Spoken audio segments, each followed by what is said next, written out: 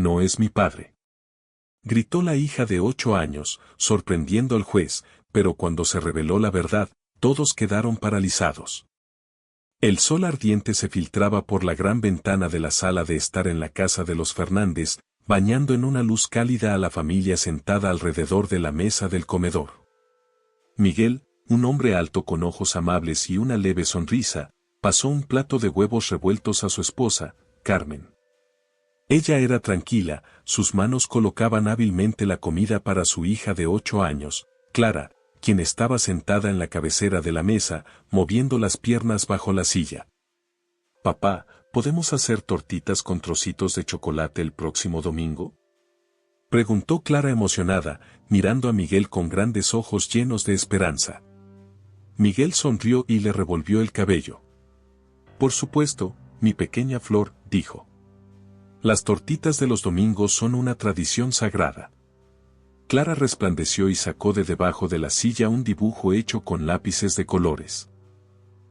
«Dibujé esto para ti, para que lo lleves en tu viaje. Somos tú, mamá y yo en la plaza», dijo, señalando a las figuras en un paisaje vibrante. Miguel, con fingida seriedad, tomó el dibujo. «Esto es increíble, Clara. Su lugar está en la pared de mi despacho». La besó en la frente, llamándola su pequeña Flor, lo que hizo que Clara sacara el pecho con orgullo. Más tarde esa mañana, Miguel preparaba su maleta, revisando el itinerario de la semana. «Volveré el viernes por la noche», dijo, cerrando la cremallera. «No hagan travesuras sin mí». Carmen rió suavemente. «Lo intentaremos, pero no prometo nada. Llámame cuando llegues, ¿vale?» «Llamaré», dijo Miguel. La besó brevemente, luego se agachó al nivel de Clara. «Pórtate bien con mamá, ¿de acuerdo? Nos vemos el domingo por la mañana, tortitas y todo lo demás». Clara lo abrazó fuertemente, rodeándole el cuello con sus pequeños brazos. «Te voy a extrañar, papá». «Yo también, mi dulce», dijo Miguel, levantándose y tomando su maleta. Saludó con la mano y salió por la puerta. Al principio, todo parecía normal. Miguel llamó esa noche, su voz era alegre pero apresurada. «Acabo de llegar al hotel», dijo. «Llamaré mañana después de las reuniones». Al día siguiente, Carmen le escribió durante la clase de baile de Clara, preguntando cómo había ido el día. Pasaron las horas, no hubo respuesta. Tarde en la noche, Miguel finalmente respondió con un mensaje breve: «Ocupado, todo bien». Eso no era típico de él. Miguel siempre era atento, encontraba tiempo para contactarse incluso en los días más ocupados. Carmen intentó llamar esa noche, pero la llamada fue al buzón de voz. Se convenció de que era solo estrés del trabajo. Para el jueves, las llamadas y mensajes eran escasos. Carmen no podía deshacerse de una sensación de ansiedad, pero decidió no obsesionarse. Cuando Miguel regresó antes de lo esperado el viernes por la mañana, ella se sobresaltó al escuchar la puerta principal abrirse mientras estaba en la cocina. «¿Miguel?», llamó, saliendo al pasillo. «Sorpresa», dijo él, de pie en la entrada con su maleta. Sonrió, pero la sonrisa parecía forzada. Clara bajó corriendo las escaleras. «Papá, volviste antes». Lo abrazó por la cintura. Miguel la abrazó en respuesta, pero el abrazo fue rígido. La besó brevemente en la coronilla y se apartó. «Te extrañé, pequeña», dijo, pero su voz carecía de la calidez habitual. Carmen lo miró atentamente, frunciendo el ceño. «¿Todo bien? Debías volver esta noche». Él se encogió de hombros, evitando su mirada. «Las reuniones terminaron antes. Decidí volver en lugar de quedarme en el hotel». Durante la cena, Carmen notó más rarezas. Miguel parecía distante, apenas participaba en las conversaciones familiares habituales. Clara preguntó: «Papá, ¿me leerás un cuento esta noche, el del zorro y la luna?». Miguel dudó, luego asintió. «Claro, pequeña». Más tarde, Cuando Clara se metió en la cama, le entregó el libro. Miguel hojeó las páginas, frunciendo el ceño. ¿Cuál era este? Clara ladeó la cabeza. El que siempre me lees. ¿Lo recuerdas, verdad? Miguel soltó una risa forzada. Claro que lo recuerdo, solo te estaba probando. Encontró la página rápidamente, pero Clara no parecía convencida, aunque guardó silencio. Esa noche, Carmen sintió una extraña incomodidad cuando Miguel entró en el dormitorio. Le ofreció una taza de té y dijo casualmente: «Estás lleno de sorpresas hoy, Miguel. Volviste antes, olvidaste el cuento de Clara». Él se quedó inmóvil por un segundo, luego sonrió tensamente. «Supongo que estoy cansado de los viajes». Carmen asintió, pero cuando él se dio la vuelta, notó algo más. La llamó Carmen Alejandra, su nombre completo, que solo usaba en broma o en un ánimo juguetón. Hoy sonaba extraño. Mientras tanto, Clara no podía dormir. La casa estaba silenciosa, pero algo parecía fuera de lugar. Bajó de puntillas a por un vaso de agua. Al pasar por la sala, vio a su padre de pie junto a la chimenea, mirando una foto familiar, los tres sonriendo en la plaza el verano pasado. Pero su expresión no era cálida ni nostálgica, era fría, calculadora, distante. Clara se quedó paralizada en el pasillo, observando cómo Miguel susurraba para sí mismo: «Ya casi está listo». Su corazón latió con fuerza. ¿Qué quería decir? Corrió de vuelta arriba, apretando su conejo de peluche, y se metió bajo las sábanas. Algo no estaba bien con su padre. A la mañana siguiente, después de que Clara escuchara a su padre, la casa parecía pesada, como si la energía cálida que antes la llenaba se hubiera evaporado. Clara estaba sentada en el desayuno, masticando cereales en silencio. Miguel hojeaba un periódico, sus ojos deslizándose por las páginas sin interés. Carmen puso un plato de huevos con tostadas frente a él. «Toma», dijo con una sonrisa, esperando el habitual gracias. Miguel miró el plato y lo apartó. «Ya no como eso», dijo fríamente. Carmen se desconcertó. «Pero si te encantan los huevos con tostadas», respondió, intentando sonar ligera. Él se encogió de hombros. «Ya no». Clara frunció el ceño, mirándolo con curiosidad. «¿Y las tortitas, papá, todavía te gustan?», preguntó con esperanza, rompiendo el incómodo silencio. Miguel no levantó la vista del periódico. «No pensemos en tortitas. Hay que avanzar, no aferrarse a tradiciones tontas». Carmen y Clara se miraron, sin saber qué responder. Las tortitas no eran solo comida en su hogar, eran un ritual familiar, un momento valioso de unión. Que Miguel las descartara tan fácilmente parecía incorrecto. Más tarde ese día, Carmen pasó por el despacho de su esposo y notó que la puerta estaba cerrada. Era inusual, Miguel nunca cerraba el despacho, especialmente los fines de semana. Tocó. «Miguel, ¿todo bien?».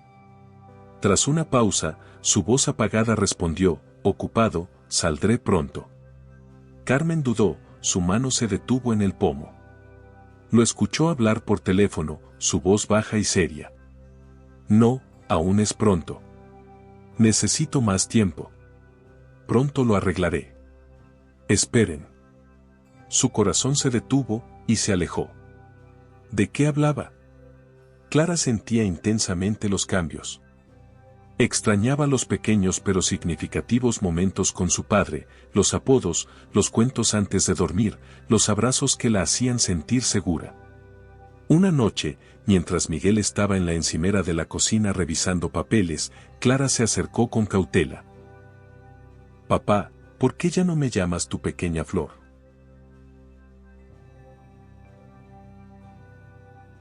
Miguel la miró, sorprendido por la pregunta.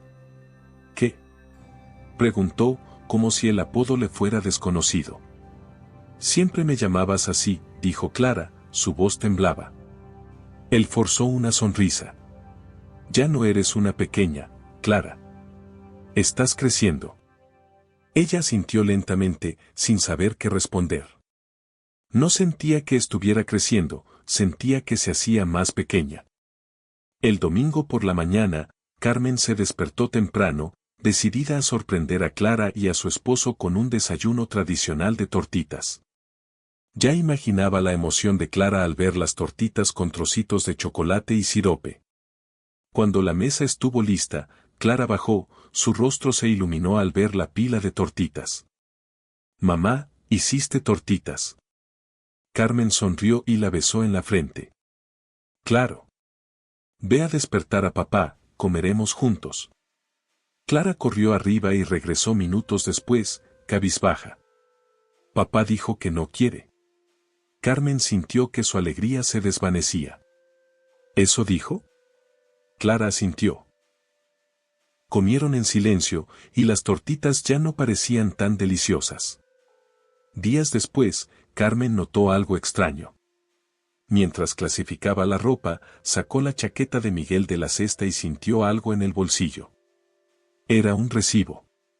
Lo desdobló y lo leyó: una tienda cara en el centro de Madrid, la compra de un collar y un vestido costosos. Carmen miró el recibo, su estómago se contrajo. Miguel no le había regalado joyas en años. Esa noche, decidió hablar. «Miguel, tenemos que hablar», dijo mientras se lavaba una taza en el fregadero. «Claro», respondió sin mirarla. Ella levantó el recibo. «¿Qué es esto?» Él lo miró de reojo y volvió al fregadero. «Nada, solo regalos para clientes». La voz de Carmen se endureció. «Joyas y ropa, ¿no es demasiado lujoso?» Miguel suspiró, dejando la taza con más fuerza de lo necesario. «Carmen, ¿de verdad tenemos que discutir esto ahora?» «Olvídalo». Carmen lo miró, sintiendo un dolor agudo y frustración. «Te has vuelto tan distante. Si algo pasa, puedes decírmelo. Lo sabes, ¿verdad?» «No pasa nada», dijo Miguel con firmeza, mirándola fugazmente antes de salir. Clara, mientras tanto, se sentía cada vez más confundida y preocupada. Su padre apenas la miraba, y cuando lo hacía, sus ojos parecían diferentes. Una noche, reunió valor y se acercó a él, sentado en el sofá frente al televisor. «Papá», dijo tímidamente. Él apagó el sonido. «¿Qué pasa, Clara? ¿Por qué ya no me acuestas?», preguntó. Miguel suspiró, frotándose las sienes. «Ya eres lo bastante mayor, no necesitas que te acueste». Los labios de Clara temblaron. «Pero siempre lo hacías». «Todo cambia», cortó él, volviendo a encender el televisor.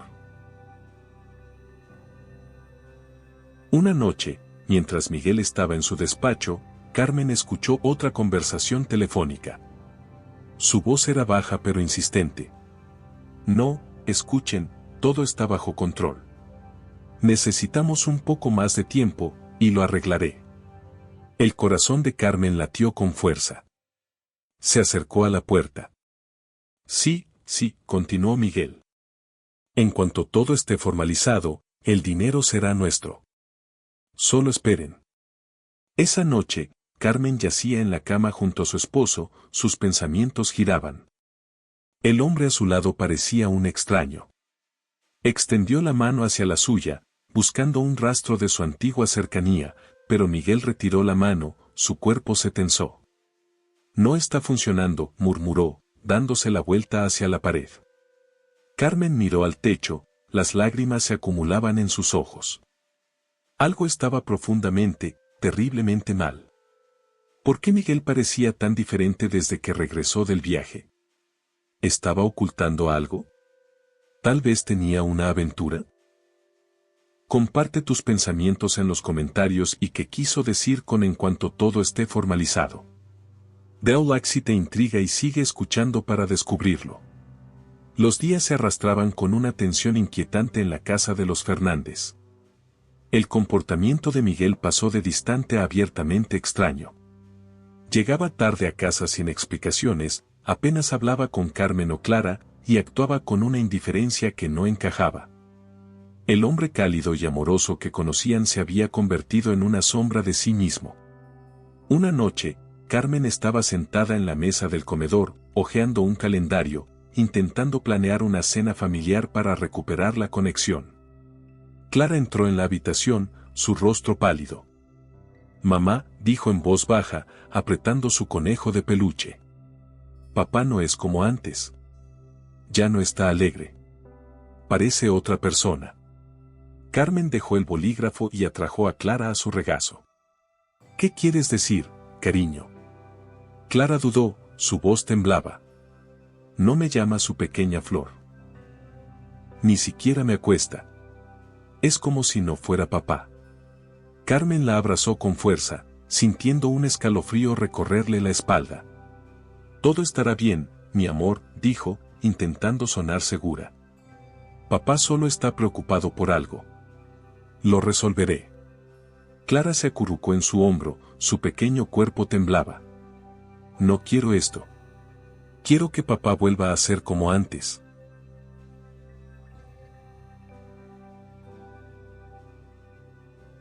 Carmen acarició su cabello, su corazón se apretaba con el mismo pensamiento. Esa noche, mientras ordenaba la cocina, Carmen vio la bolsa de Miguel en la mesa. Él había subido, dejándola allí. Algo llamó su atención. Dudó, luego abrió la cremallera, asegurándose de que solo estaba ordenando. Entre los papeles y carpetas había un pequeño frasco de colonia, una marca cara y desconocida. Carmen frunció el ceño. Por años, Miguel usaba la misma colonia amaderada que ella amaba.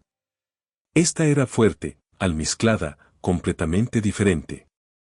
Carmen miró el frasco, su estómago se contrajo. ¿Era para él o para alguien más? Lo devolvió, sus pensamientos enredados. La noche siguiente, Carmen decidió que no podía seguir callando. Después de que Clara se acostara, esperó en la sala hasta que Miguel regresara. Cuando entró, colgando su chaqueta sobre el hombro, ella se levantó, sosteniendo el recibo que había encontrado. «Miguel, tenemos que hablar», dijo con firmeza. Él se detuvo en la puerta, su rostro impasible. «No puede esperar. Tuve un día largo». «No, no puede», dijo Carmen, levantando el recibo. «Encontré esto y la colonia en tu bolsa, ¿qué está pasando?» Miguel miró el recibo de reojo, pero su rostro permaneció calmado. «Ya te dije, son regalos para clientes». «¿Para quién?», exigió ella. «No son para mí, y la colonia no es tuya. Odias los olores almizclados». Miguel suspiró, sus hombros se hundieron. «Carmen, estás pensando demasiado. Es solo trabajo, no lo entenderías». Su voz se quebró. «Entonces ayúdame a entender. Te has vuelto frío, distante. No eres el hombre con el que me casé. Clara también lo siente, dice que no te reconoce, ¿qué pasa?». Miguel se pasó la mano por el cabello, su paciencia claramente se agotaba. «Estoy cansado, Carmen. No tengo tiempo para esto». La voz de Carmen se alzó. «¿No tienes tiempo para tu familia, para tu esposa e hija? Si estás ocultando algo, Miguel, ahora es el momento de decirlo». Él la miró, su expresión se endureció. «Bien, ¿quieres la verdad? Esto no funciona. Ya no somos las mismas personas. Es mejor para todos si nos separamos». Carmen se quedó helada, su respiración se cortó. «¿Separarnos? ¿Estás hablando de divorcio?». «Sí», dijo Miguel bruscamente. «Lo he pensado mucho. Es hora de terminar». Su corazón se desgarró. «Miguel, ¿cómo puedes decir eso? Y Clara, y nosotros». «Encontraremos algo para Clara», dijo fríamente. «Pero este matrimonio ha terminado». Carmen quedó atónita mientras Miguel pasaba junto a ella y subía las escaleras. Las lágrimas corrían por su rostro mientras se hundía en el sofá, incapaz de comprender cómo todo se había desmoronado tan rápido. Clara no dormía. Había escuchado la discusión amortiguada de sus padres. Bajó a la escalera, asomándose a la sala, y vio a su madre sentada en el sofá, llorando en silencio. Clara se acercó y se sentó a su lado. «Mamá, ¿estás bien?», susurró, su voz temblaba. Carmen secó sus lágrimas e intentó sonreír, pero la sonrisa no llegó a sus ojos. «Estoy bien, cariño». Clara se apoyó en ella, apretándole la mano. «No quiero irme contigo, mamá.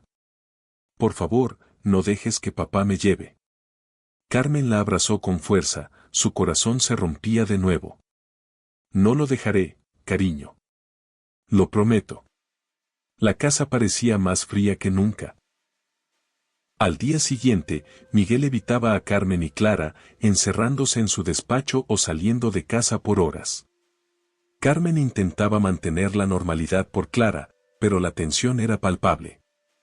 Tarde en la noche, Clara se despertó con ganas de agua y bajó. Al pasar por el despacho de Miguel, escuchó su voz. Estaba hablando por teléfono otra vez, en susurros. «No, casi todo está listo», dijo. «En cuanto se formalice el divorcio, el dinero será nuestro». Clara se quedó petrificada, su corazón latiendo con fuerza. Se apoyó en la pared, escuchando. «Sí, todo está bajo control», continuó Miguel. «Ella no sospecha nada. Un poco más y estamos listos». Las lágrimas brotaron en los ojos de Clara mientras regresaba de puntillas arriba. Ese no era su papá. Su verdadero papá nunca hablaría así. Se metió en la cama, apretando su conejo de peluche. No sabía quién era ese hombre, pero una cosa estaba clara, no era su padre. Carmen estaba en una oficina legal en Madrid, mirando los papeles esparcidos en la mesa. Cada palabra se fundía mientras su abogada, Sofía, explicaba la estrategia para la audiencia de custodia. Carmen temblaba ligeramente, sosteniendo una taza de café, intentando concentrarse. «Debes mantener la calma, pase lo que pase», dijo Sofía con firmeza pero amablemente. «El abogado de Miguel será agresivo, podría intentar presentarte como emocionalmente inestable. No les des motivos». Carmen apretó los dientes. ¿Inestabilidad emocional? Estoy tratando de proteger a mi hija de un hombre que ni siquiera parece su padre. Es frío, manipulador. Sofía asintió. Lo probaremos, pero necesitamos pruebas. Sigue registrando todo, su comportamiento, acciones extrañas, el malestar de Clara. El juez buscará patrones. Carmen respiró profundamente, su pecho apretado. Haré todo lo que sea necesario. Clara merece algo mejor. Mientras tanto, Miguel centró su atención en Clara. Una noche, entró en su habitación con una pequeña caja brillante. «Esto es para ti, pequeña», dijo, entregándosela con una amplia sonrisa. Clara abrió la caja con cautela y encontró un brazalete brillante con pequeños dijes. Lo miró y murmuró, «Gracias, papá». Miguel se sentó al borde de su cama, su tono era suave pero ensayado. «Sabes, Clara, quiero que seas feliz. Mamá está molesta últimamente, pero eso no significa que no podamos divertirnos, ¿verdad? Tal vez el fin de semana vayamos al parque acuático. ¿Querías ir, no?» Clara asintió, apretando el brazalete, pero por dentro sentía inquietud. Las palabras sonaban bien, pero no parecían sinceras. No eran de él. Para la primera audiencia de custodia, Carmen se sentía preparada y abrumada a la vez. Sofía le aseguró que la carga de la prueba recaía en el lado de Miguel, pero la idea de enfrentarse en la corte al hombre que alguna vez fue su compañero la llenaba de temor. La sala del tribunal era estéril y intimidante, con techos altos y filas de bancas de madera. Carmen estaba sentada junto a Sofía, apretando las manos en su regazo. Frente a ella, Miguel estaba con su abogado, su comportamiento calmado y confiado. Asentía mientras su abogada hablaba, presentándolo como el padre ideal. Miguel Fernández proporcionó un entorno amoroso y estable para su hija, dijo la abogada con una voz suave y pulida. A pesar de las tensiones emocionales en la familia, él ha cubierto todas las necesidades de Clara. Carmen, por otro lado, ha tenido dificultades, lo cual es comprensible dadas las circunstancias. Sin embargo, su dolor ha afectado su capacidad para proporcionar la estabilidad que Clara necesita. Sofía se inclinó y susurró, no reacciones. Yo me encargo. Cuando fue el turno de Sofía, se levantó y se dirigió al juez. Su señoría, mi cliente, Carmen Fernández, siempre ha puesto el bienestar de Clara en primer lugar. Por el contrario, el reciente comportamiento de Miguel genera serias preocupaciones. Ha sido reservado, manipulador y ha descuidado las necesidades emocionales de Clara y sus responsabilidades como padre. Sofía presentó las pruebas recopiladas por Carmen, recibos de compras caras, mensajes y testimonios sobre el comportamiento frío de Miguel.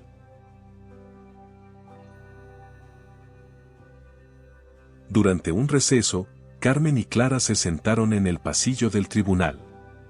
Clara se apoyó en el brazo de su madre, descansando la cabeza en su hombro. Mamá, papá no es como antes, dijo en voz baja. Sabe cosas que no debería saber. Carmen frunció el ceño, mirando a su hija. ¿Qué quieres decir, cariño? Clara dudó, sus pequeñas manos jugueteando con el brazalete que Miguel le dio. Habló de la sombrilla en la casa de la playa, pero él no estaba allí. Estaba de viaje cuando fuimos. Carmen sintió que su estómago se contraía. ¿Está segura de que mencionó la sombrilla? Clara asintió. Dijo lo bonita que se veía contra el mar. Pero solo la vimos tú y yo. Carmen reflexionó. ¿Cómo podía Miguel saber sobre la sombrilla? Recordó un mensaje que encontró. Manténla ocupada, estamos casi en la meta. En la sala, el abogado de Miguel continuó construyendo su defensa, insinuando sutilmente que el dolor de Carmen la había hecho sobreprotectora. Carmen apretaba los puños bajo la mesa, obligándose a permanecer tranquila como Sofía había aconsejado. Y entonces ocurrió. Clara se levantó de repente, su pequeña voz cortó el silencio. Ese no es mi papá. La sala quedó en silencio. Todos giraron hacia la niña parada en el pasillo, con los puñitos apretados. ¿Qué dijiste, Clara? Preguntó el juez, suavemente pero con firmeza. La sala del tribunal estaba en un silencio absoluto mientras Clara permanecía en el centro del pasillo, su mirada fija en el juez. Sus manos temblaban, pero no retrocedió. Ese no es mi papá. Repitió Clara, su voz más segura. Se parece a él, pero no es él. El juez se inclinó hacia adelante. Clara, ¿puedes explicar por qué piensas que este hombre no es tu padre? Clara respiró profundamente, mirando a Carmen, quien asintió con ánimo. No actúa como papá. No me llama mi pequeña flor. Su voz temblaba. Un murmullo comenzó en la sala, y el juez golpeó con el martillo. Silencio. Continúa, Clara. ¿Qué más te hace pensar eso? Clara jugueteaba con sus manos. Lo escuché hablar por teléfono de noche. Mencionó algo sobre dinero y que todo estaría bien cuando todo se formalizara. Y no se siente como papá. Está enojado, y no le importamos ni a mí ni a mamá.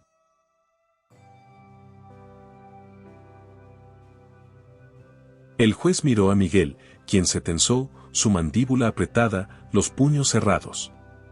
Miguel Fernández, ¿qué tiene que decir al respecto? Miguel se levantó, su voz cortante. Es solo una niña, está confundida. He hecho todo por ella, ¿y así me lo pagan? Esto es absurdo. El juez levantó la mano, silenciándolo. Siéntese, Miguel. Lo investigaremos. Se volvió hacia Clara. Clara, ¿escuchaste algo más específico? Clara asintió rápidamente. Dijo, cuando el dinero sea nuestro, todo terminará. La sala se llenó de susurros. Carmen atrajo a Clara hacia sí, susurrando, «Eres tan valiente, cariño». El juez se recostó, su rostro impasible. «Dadas la gravedad de estas acusaciones, ordeno una prueba de ADN inmediata para confirmar la identidad de Miguel». Miguel, o quien fingía ser Miguel, palideció. «Esto es ridículo», gruñó. «Soy su padre, no hay necesidad de esto». «Entonces no tiene nada de qué preocuparse», respondió el juez fríamente. «Hasta que se reciban los resultados, coloco a usted en detención temporal para interrogatorio». La sala quedó en silencio cuando se presentaron los resultados de la prueba de ADN. La voz del juez, tranquila pero autoritaria, resonó en la sala. El tribunal ha establecido, con base en las pruebas de ADN proporcionadas, que el hombre que se hacía pasar por Miguel Fernández no es el padre biológico de Clara Fernández. Carmen sintió que las palabras la golpeaban como una ola. Sus manos temblaban, apretando el borde de la mesa. Su mente luchaba por asimilar la revelación. Clara se aferraba a ella, sus ojos abiertos de par en par llenos de miedo y confusión. Frente a ellos, el hombre que todos pensaban que era Miguel se levantó abruptamente, su rostro lleno de indignación fingida. «Esto es absurdo», gritó. «La prueba está mal». El juez levantó la mano, su tono firme. «Estos resultados son irrefutables. Usted no es el padre biológico de Clara». Los susurros en la sala crecieron, una ola de conmoción recorrió a los espectadores. «No saben lo que están haciendo», espetó el impostor, su voz alzándose. «Suficiente», dijo el juez con brusquedad. «Deténganlo para un interrogatorio adicional. Lo resolveremos». Dos alguaciles se acercaron, pero él retrocedió, sus ojos recorriendo la sala. «Están cometiendo un gran error», dijo, su voz baja y con una advertencia. «Sáquenlo», ordenó el juez. Los alguaciles lo tomaron por los brazos.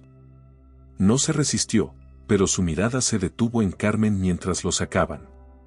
Su expresión le dio un escalofrío, fría, calculadora, completamente extraña.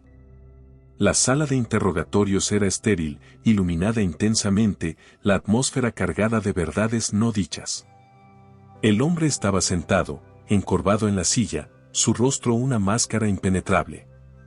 No había dicho una palabra desde su detención. Su silencio era un acto de desafío. El detective frente a él ajustó una carpeta sobre la mesa, su calma imperturbable. «Bueno, vamos sin rodeos. Sabemos que no eres Miguel Fernández. El ADN lo confirma.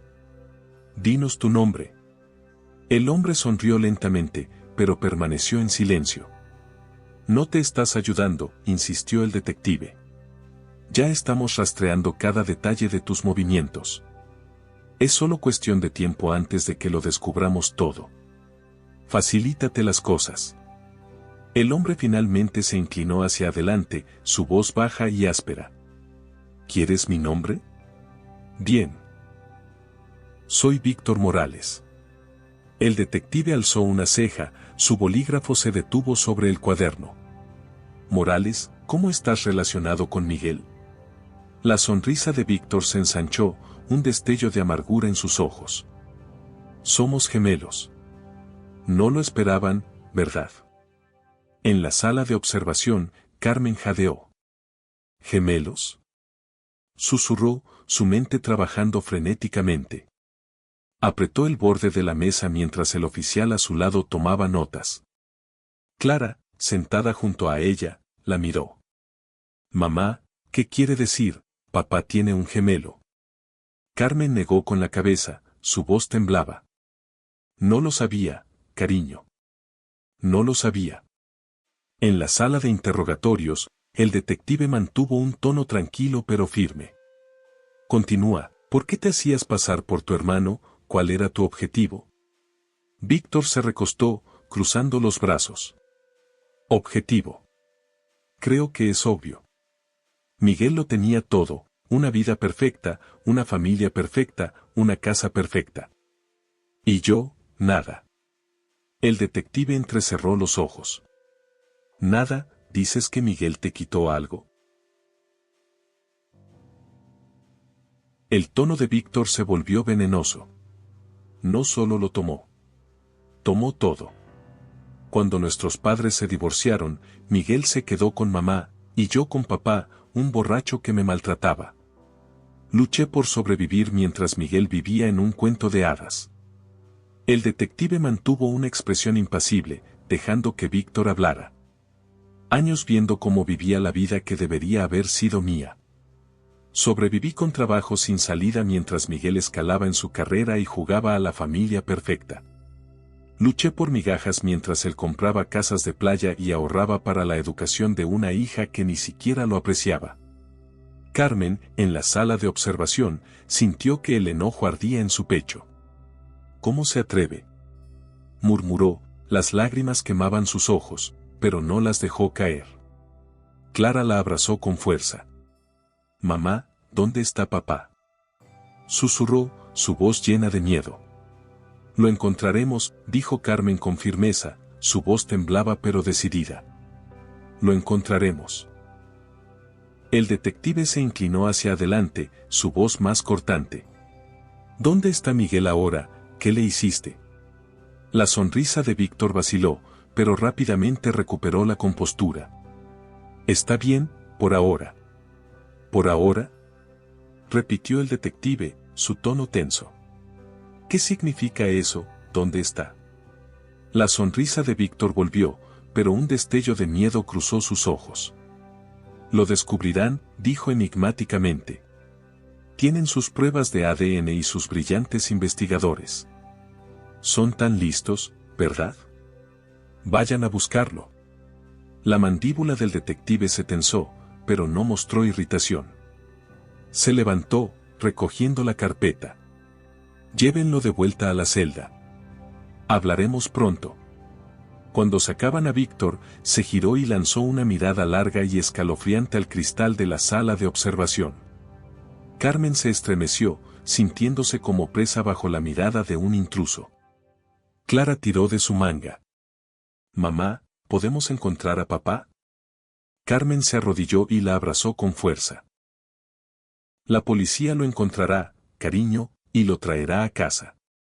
En la celda, Víctor estaba sentado en silencio, con una leve sonrisa en los labios. No parecía preocupado, al contrario, parecía complacido, como si todo estuviera yendo según su plan. Pero no había contado con una cosa, Miguel estaba vivo, y las autoridades estaban acercándose. Las siguientes 48 horas fueron un torbellino de tensión y espera. Las autoridades trabajaron incansablemente, recopilando pistas que Víctor había dejado sin darse cuenta durante el interrogatorio. Cada pista se verificaba, cada detalle se revisaba. Para Carmen, fue una eternidad. Estaba sentada en la sala, apretando el teléfono, esperando noticias. Clara estaba a su lado en el sofá, con una hoja en blanco frente a ella. Dibujaba en silencio, sus pequeñas manos temblando a veces mientras sujetaba los lápices. Finalmente, mostró su dibujo, su familia de la mano, con una inscripción: vuelve a casa, papá, por favor. ¿Crees que lo encontrarán, mamá?, preguntó Clara, su voz temblando. Carmen se inclinó y la besó en la frente. Sí, cariño, lo encontrarán. Y lo traerán de vuelta. En la comisaría, surgió una pista. Un detective entró en la sala de reuniones, sosteniendo un recibo arrugado. Esto se encontró entre las cosas de Víctor. Es un recibo por el alquiler de un coche en una zona rural a 4 horas de aquí. Otro detective añadió, mostrando datos de GPS del teléfono de Víctor, hacía viajes repetidos a una cabaña abandonada en el bosque. Si tiene a Miguel en algún lugar, es allí. Un pequeño grupo de oficiales fue enviado de inmediato. Sus coches corrían por carreteras largas y sinuosas hacia la zona rural. Mientras la policía se preparaba para la incursión, Carmen y Clara esperaban ansiosamente en casa. Cada minuto parecía una hora. La cabaña estaba aislada, rodeada de altos árboles y maleza. Era pequeña, destartalada, con ventanas tapiadas y un candado en la puerta. El aire estaba cargado de tensión mientras la policía rodeaba el edificio. Se movían con cautela, con las armas listas. Por mi señal, susurró el oficial líder, haciendo gestos a los demás. Con un movimiento rápido, derribaron la puerta y entraron. El olor a podredumbre y abandono era insoportable. El suelo crujía bajo sus botas mientras inspeccionaban las pequeñas habitaciones. Sus linternas cortaban la oscuridad. «Aquí», gritó un oficial, su voz llena de urgencia. En una esquina de la habitación, rebuscando en una bolsa, estaba una mujer de unos 30 años. Sus rasgos afilados se acentuaban por su ceño fruncido. Se congeló al escuchar la puerta, dejó caer la bolsa y se giró hacia los oficiales, levantando brevemente las manos antes de correr hacia la puerta trasera. «Tenemos un fugitivo», gritó un oficial, lanzándose tras ella. El resto del equipo rápidamente desató a Miguel, que apenas estaba consciente. La mujer fue atrapada en el borde de la propiedad, resistiéndose y mascullando insultos. En el rincón más lejano de la cabaña, atado a una silla y apenas vivo, estaba Miguel.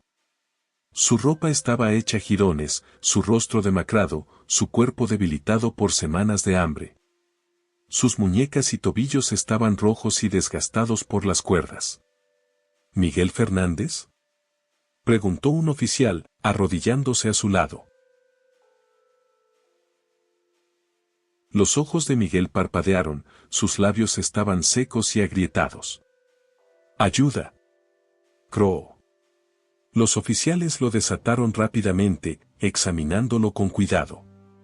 «Lo encontramos», informó uno por radio. «Está vivo, pero apenas».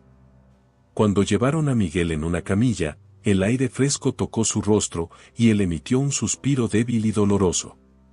La mujer, identificada más tarde como Lila Vargas, fue arrestada y su presencia solo profundizó el misterio, confirmando la magnitud del plan de Víctor. En el hospital, Carmen y Clara corrieron por los pasillos, sus corazones latiendo con fuerza. Cuando entraron en la habitación de Miguel, Carmen contuvo el aliento. Estaba recostado en la cama, con un gotero en el brazo, su rostro pálido y demacrado, pero sus ojos, cálidos y familiares, se iluminaron al verlas. «Papá», gritó Clara, corriendo hacia la cama. Se subió a una silla y lo abrazó con tanto cuidado como pudo. Miguel la abrazó débilmente, las lágrimas corrían por su rostro. «Clara», susurró con voz ronca, «mi pequeña flor». Carmen se quedó inmóvil, las lágrimas en los ojos antes de dar un paso adelante y ponerle una mano en la mejilla. «Miguel», dijo suavemente. «¿Estás en casa?».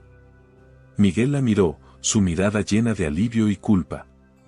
«Lo siento», murmuró. «Lo siento por hacerlas pasar por esto». Carmen negó con la cabeza, sus lágrimas cayendo libremente. «Estás vivo. Eso es lo único que importa». Clara se acurrucó contra Miguel, quien comenzó a contar su calvario con una voz entrecortada. «Víctor me atacó durante el viaje. Me sedó. Cuando desperté, estaba en esa cabaña». Los ojos de Carmen se abrieron de par en par. «¿Víctor, así se llama?». Miguel asintió, haciendo una mueca al moverse en la cama. «Es mi hermano gemelo. No te lo conté porque no nos hablábamos desde hace décadas. Después del divorcio de nuestros padres, nos separamos. Él se quedó con papá, yo con mamá. Tuvimos vidas diferentes». Su voz se quebró mientras continuaba. «Me culpaba por todo, por las oportunidades que no tuvo, por la vida que él creía que era suya. Dijo que iba a tomar todo, mi familia, mi carrera, mi vida. Quería borrarme». Clara sostenía la mano con fuerza, las lágrimas corrían por su rostro. «Papá, yo sabía que no eras tú. Se lo dije a mamá». Miguel sonrió débilmente, apartándole un mechón de cabello del rostro. «Eres tan valiente, cariño. Tú me salvaste». Su voz se suavizó mientras describía sus intentos de escapar. Intenté escapar, pero él siempre estaba un paso adelante. Me encerró y me dejó abandonado mientras vivía mi vida. Carmen se arrodilló junto a él, tomando su mano. Estás aquí. Estás a salvo. Nos aseguraremos de que Víctor no nos haga daño nunca más. Miguel asintió, sus ojos pesados por el cansancio. Hay que tener cuidado, Carmen. Es peligroso. No se detendrá hasta que consiga lo que quiere. Esa noche, mientras Miguel descansaba, Carmen y Clara se quedaron a su lado. Clara colocó su dibujo en la mesita de noche donde Miguel pudiera verlo, una pequeña familia de la mano bajo un cielo azul brillante. Papá está de vuelta, susurró Clara con un alivio tranquilo. Carmen abrazó a su hija, sin quitar la mirada de Miguel. A pesar del calvario, una chispa se encendió en su pecho. Lo habían encontrado. Estaban juntos. Pero la sombra de la advertencia de Víctor aún seguía presente. La sala del tribunal estaba abarrotada, los rostros tensos, todos observando mientras llevaban a Víctor Morales al banco de los acusados. Vestía un traje impecable, su expresión era arrogante y segura, como si estuviera yendo a una reunión de negocios y no a un juicio por robo de identidad, retención, engaño e intento de daño grave.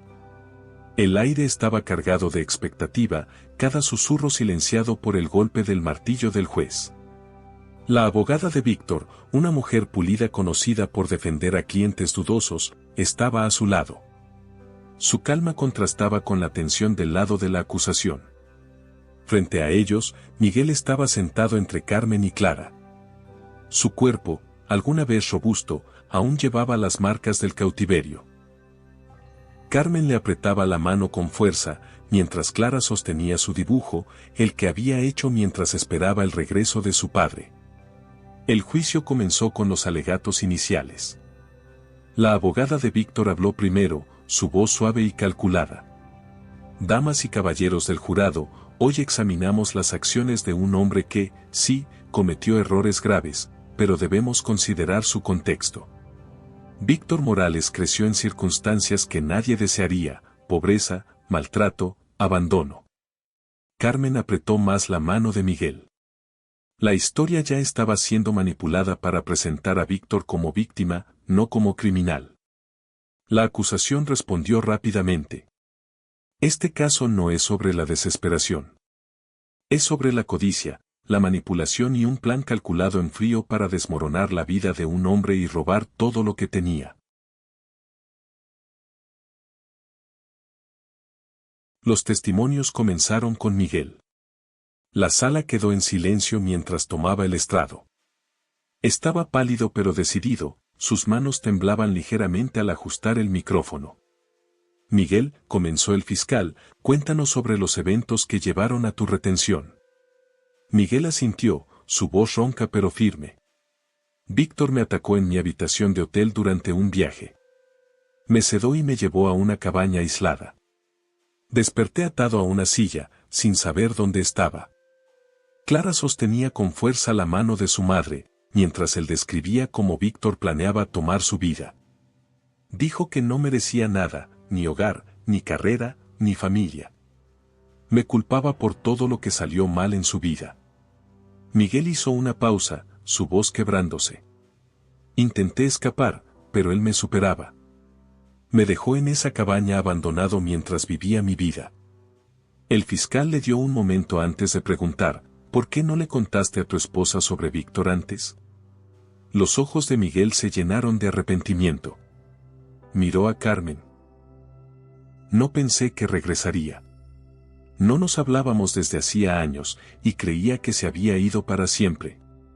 Me equivoqué. A continuación, Clara testificó. La sala contuvo el aliento mientras la pequeña subía al estrado. Sus pies apenas colgaban, sus manos apretaban los reposabrazos, sus labios apretados por la concentración.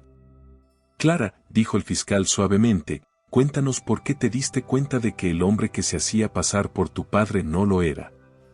Clara miró a Carmen y Miguel, quienes asintieron con ánimo. No me llamaba mi pequeña flor, dijo en voz baja. Mi verdadero papá siempre me llamaba así.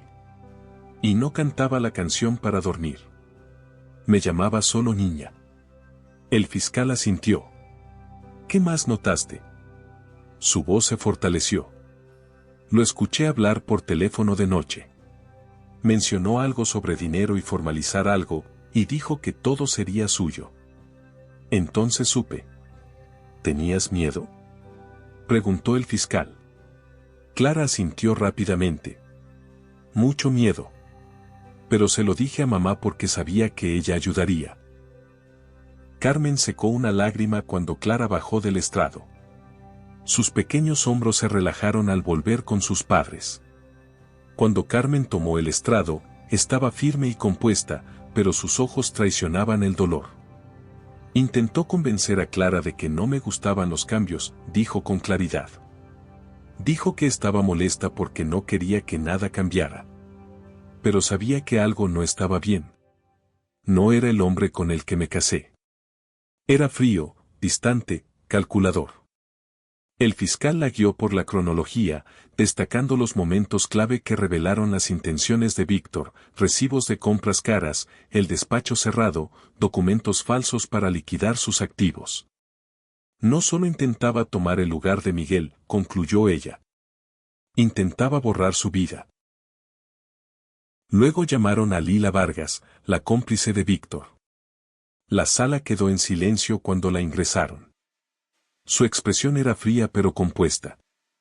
Lila Vargas, comenzó el fiscal, fue identificada como una participante clave en los delitos de Víctor Morales. ¿Desea explicar su involucración? Lila se inclinó ligeramente hacia adelante, sus rasgos afilados iluminados por la luz dura de la sala. Fui manipulada, dijo, su voz tranquila pero calculada.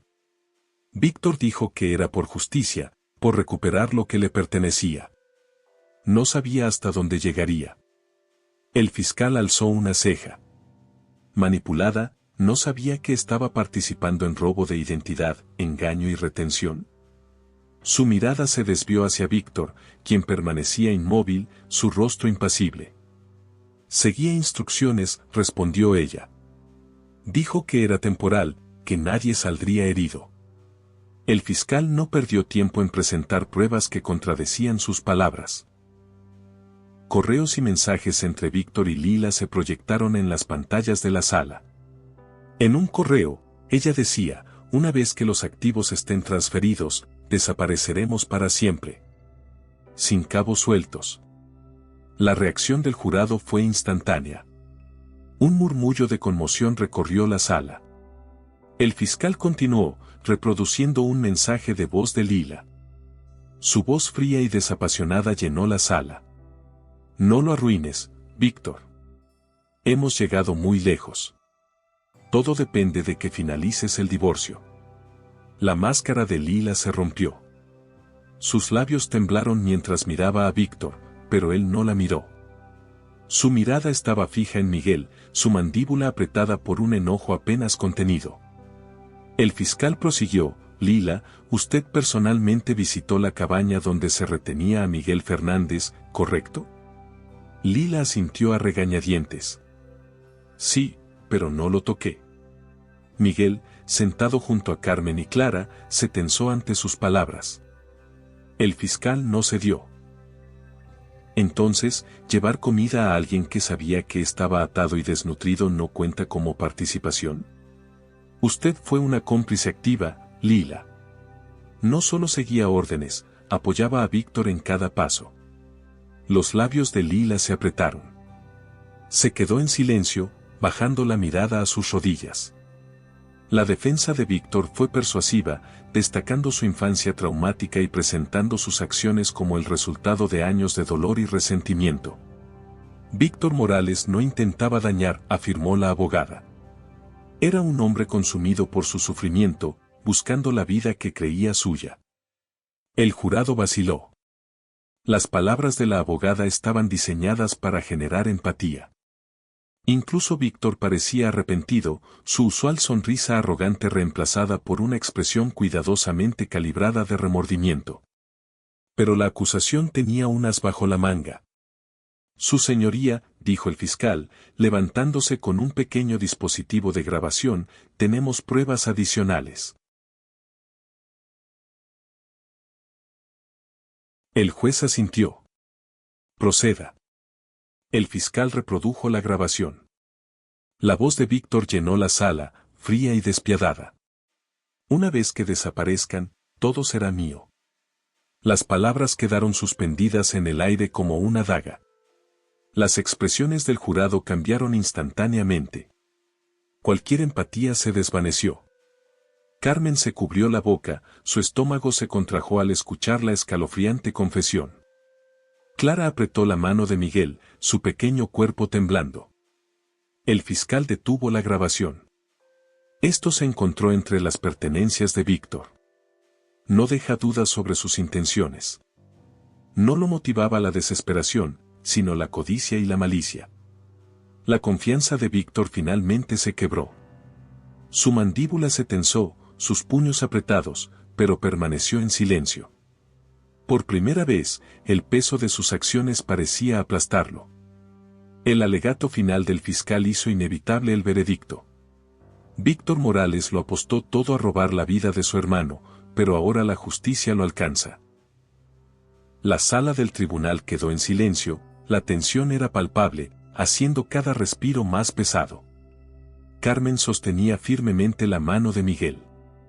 Estaban juntos, con Clara apretando la mano de su padre. Frente a ellos, Víctor estaba sentado, con las manos cruzadas sobre la mesa. Su rostro estaba tranquilo, pero sus ojos eran agudos y calculadores. Su abogada le susurró algo, pero Víctor no respondió. Su mirada estaba fija al frente. El juez revisó los documentos, luego miró a la sala. Acusado, póngase de pie. Víctor se levantó, ajustándose el traje, sus movimientos seguros.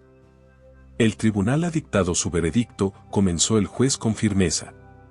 Por los cargos de robo de identidad, retención, engaño e intento de daño grave, el jurado ha declarado al acusado Víctor Morales responsable de todos los cargos. Unos suspiros recorrieron la sala.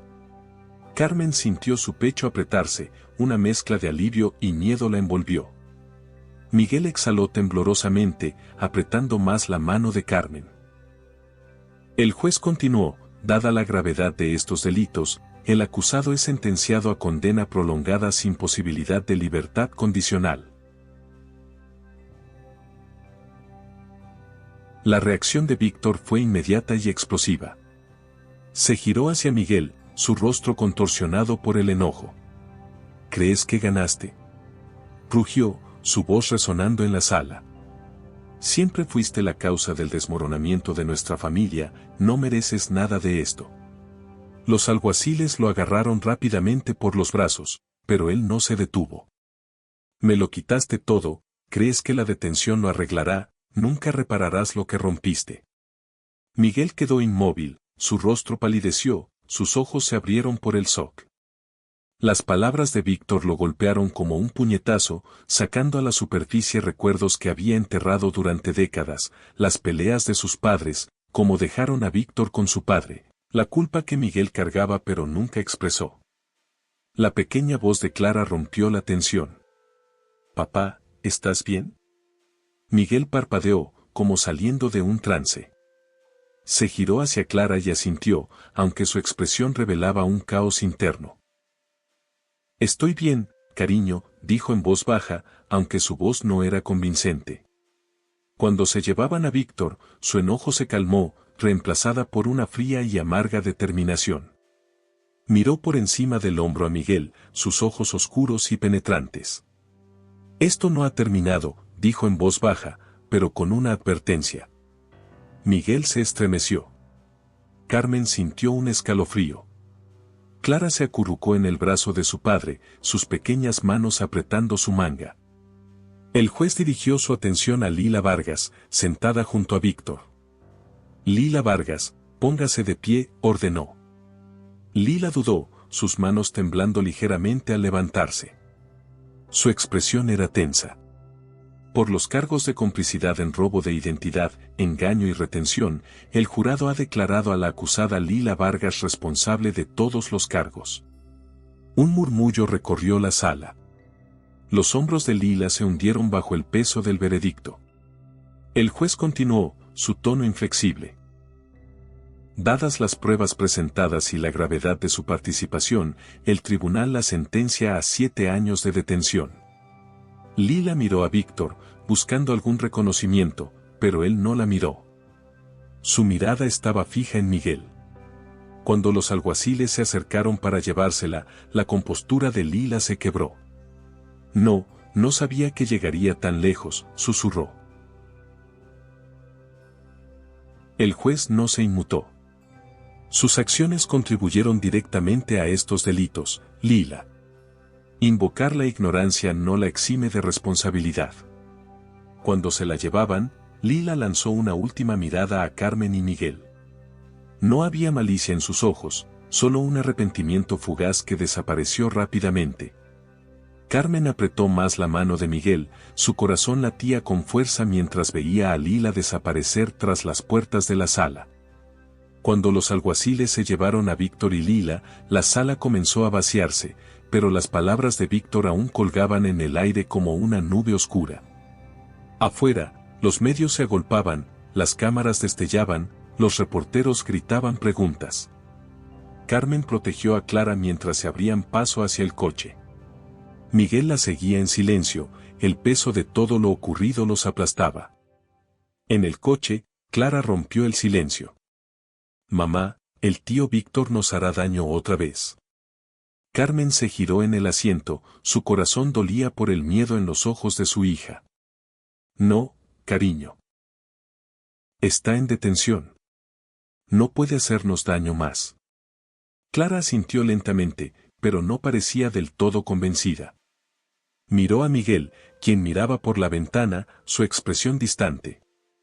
Papá, susurró, ¿por qué está tan enojado el tío Víctor? Los hombros de Miguel se hundieron. Se giró hacia ella. Está enojado porque cree que le quité algo. Pero no es así, Clara. Él tomó sus propias decisiones.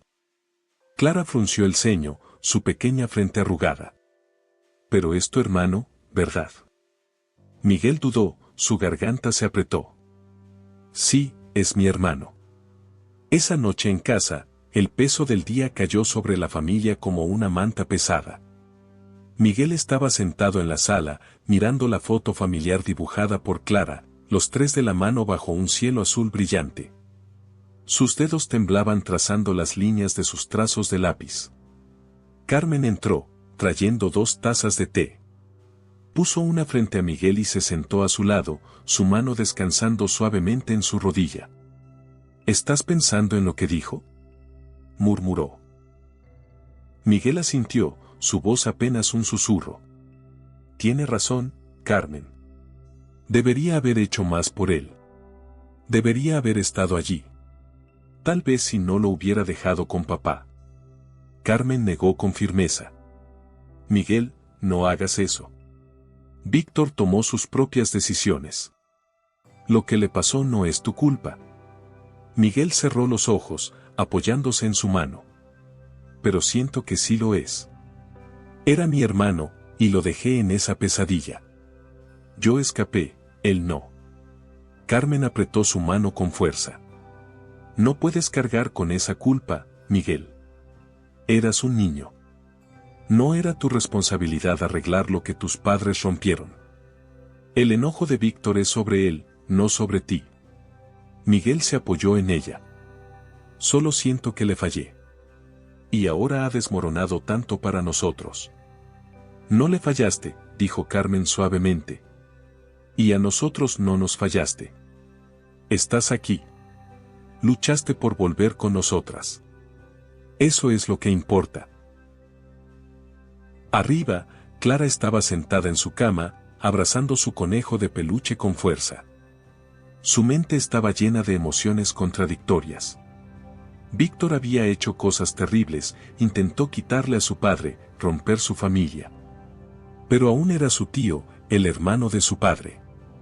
Ese pensamiento hacía que su pecho se sintiera apretado, de una manera que no entendía. Sacó su dibujo, mirándolo con atención. Tomó un lápiz y añadió una figura más, Víctor, pero lo dibujó a un lado, con las manos vacías y una expresión triste. Miró el dibujo largo rato, luego lo dobló y lo guardó bajo su almohada. La noche era tranquila, pero las emociones de la familia eran turbulentas.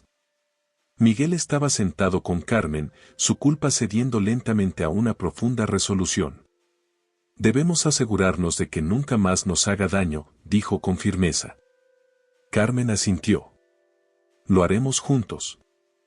Clara asomó por la esquina, su pequeña voz rompiendo el silencio. ¿Puedo dormir con vosotros hoy? Carmen sonrió suavemente, abriendo los brazos. Claro, cariño. Cuando los tres se acomodaron en la cama, el peso del día comenzó a disiparse, reemplazado por una frágil sensación de esperanza. Habían sobrevivido a la traición de Víctor.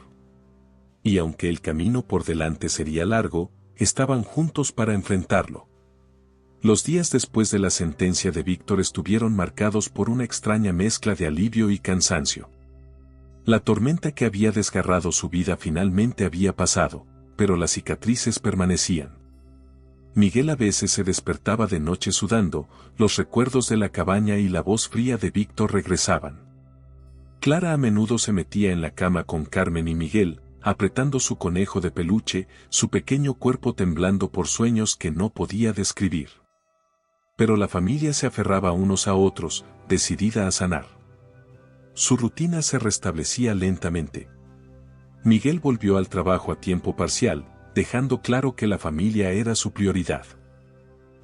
Carmen trabajaba para devolver la normalidad a Clara, reviviendo las tradiciones interrumpidas por el engaño de Víctor.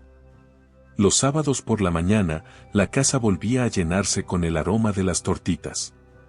Miguel y Clara trabajaban codo con codo en la cocina, volteando tortitas doradas y probando la masa a escondidas, pensando que Carmen no los veía. «Estás mejorando en esto, pequeña flor», dijo Miguel una mañana, revolviéndole el cabello a Clara mientras ella colocaba cuidadosamente bayas en las tortitas. Clara resplandeció. «Tuve un buen maestro». Carmen observaba desde el marco de la puerta, su corazón lleno de gratitud. Habían pasado por mucho, pero estos momentos le recordaban que la sanación era posible. Un día fresco de otoño, Carmen propuso un paseo familiar por la plaza, el lugar donde llevaba a Clara durante el cautiverio de Miguel, cuando intentaba mantener todo unido. Ahora parecía el lugar perfecto para un nuevo capítulo. La plaza estaba tranquila, solo unas pocas familias paseaban por los columpios y las áreas de picnic. Clara corrió hacia los columpios. «Papá, empújame», gritó, su voz resonando de alegría. Miguel sonrió, corriendo hacia ella y empujándola suavemente. La risa de Clara resonaba en el aire, su cabello ondeando como un halo dorado. Carmen observaba desde un banco cercano, sus manos alrededor de un termo de café. Miguel se unió a ella, sentándose tan cerca que sus hombros se tocaban. «Es tan fuerte», dijo con admiración. «Eso lo saca de ti». Carmen negó con la cabeza, apoyando la cabeza en su hombro. «Es de nosotros. Especialmente de ti. No sé cómo lo lograste». Miguel negó con la cabeza. «Lo hicimos juntos, Carmen. Y seguiremos haciéndolo». Se sentaron en un silencio cómodo, viendo a Clara trepar por las barras y deslizarse por el tobogán. Su risa se llevaba en el viento. Después de un rato, Clara corrió hacia ellos, sus mejillas sonrosadas por el aire fresco. Se subió al banco, acomodándose entre Miguel y Carmen. «Mamá, papá, ¿el tío Víctor cambiará alguna vez?». Miguel intercambió una mirada con Carmen, su expresión pensativa. Se inclinó, apartando un mechón de cabello del rostro de Clara. «No sé, cariño», dijo honestamente. «Pero no podemos dejar que sus elecciones nos definan. Lo importante es que estamos juntos y seguiremos adelante como familia». Clara asintió, aceptando su respuesta. Se acurrucó contra Miguel, su pequeña mano descansando en su rodilla. Cuando el sol comenzó a ponerse, pintando el cielo de tonos naranjas y rosados, la familia estaba junta al borde de la plaza. Clara sostenía las manos de sus padres, balanceándolas mientras caminaban hacia el coche. Carmen miró a Miguel, una leve sonrisa en su rostro. Por primera vez en mucho tiempo, sintió paz.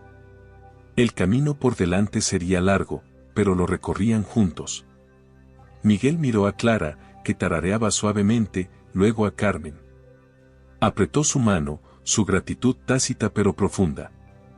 Las sombras de su pasado aún acechaban, pero al salir de la plaza, dejaban atrás el miedo y el dolor que una vez los consumieron. Juntos, estaban listos para reconstruir su vida, enfocarse en el futuro y abrazar la vida por la que tan ferozmente habían luchado. Gracias por escuchar hasta el final. Si te gustó esta historia, dale un like y suscríbete para más historias.